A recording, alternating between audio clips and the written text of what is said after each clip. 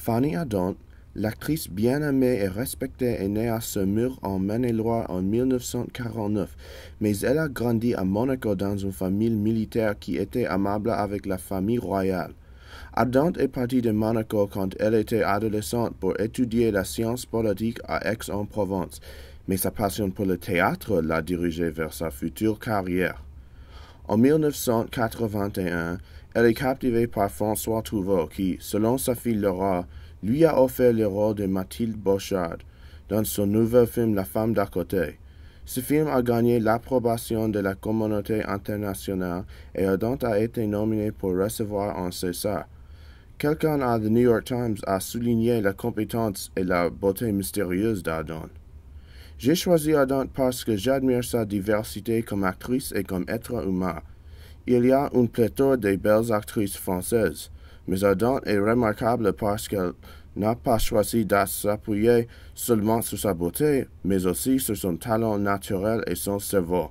Sa ferveur pour la politique n'est pas éteinte, même quand elle exprime ses idées politiques et ses opinions. C'est une femme forte et intellectuelle qui lutte pour les causes politiques qui ne sont quelquefois populaires. Ardant incarne des contradictions. Même si elle est une bourgeoise et a connu le succès, elle soutient les droits et la dignité des peuples opprimés comme les Roms. Malgré sa richesse, elle a soutenu un groupe radical et très controversé en Italie, la Brigade internationale. Et en faisant cela, elle se voit critiquée comme une Brigitte Bardot de la gauche. Elle soutient l'égalité des droits. Elle utilise sa célébrité comme mécanisme pour servir à aider la lutte pour la justice politique comme elle la voit. On voit une autre contradiction. Même dans sa sensibilité et sa vulnérabilité féminine, c'est un personnage fort et intelligent.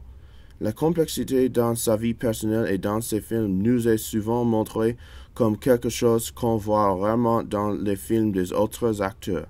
Ardant symbolise la femme intellectuelle et forte dans les années où il n'était pas populaire d'être femme comme ça. Elle a surmonté des tragédies et elle a eu le succès dans une époque où la jeunesse et la superficielle étaient des rigueurs.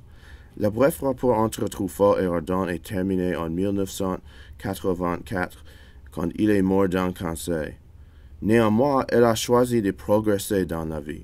Sa diversité comme femme du théâtre était évidente dans ses films comiques comme Pédale douce et 8 femmes. Ardant a joué le manteau comme femme forte mais tragique, comme Maria Callas et la reine Elisabeth. En 8 femmes, elle collabore avec les grandes actrices en France, comme Deneuve et Huppert. Enfin, dans les années 1990, elle a reçu le César pour actrice dans Pédale douce. Son talent est aussi dans l'écriture théâtrale comme réalisateur, comme dans son film de 2009, Blood and Ashes, où elle écrit d'une femme étrangère et seule qui a 3 enfants. Est-ce que cela nous semble biographique? Ardant a 3 filles et lutté dans la vie. Ardant, qui a actuellement 61 ans, est appréciée pour sa diversité comme actrice et la notoriété pour ses idées politiques. On l'a respectée tellement qu'en 1990, elle était chargée de choisir des films pour le Festival de Cannes. Ardant est pionnière pour les femmes grâce à son intelligence et ses autres qualités naturelles et cultivées.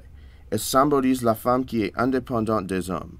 Elle a facilité le travail des futures actrices qui joueraient le rôle de femmes complexes. Elle a gagné le prix Stanislavski à Moscou pour son ensemble de travail.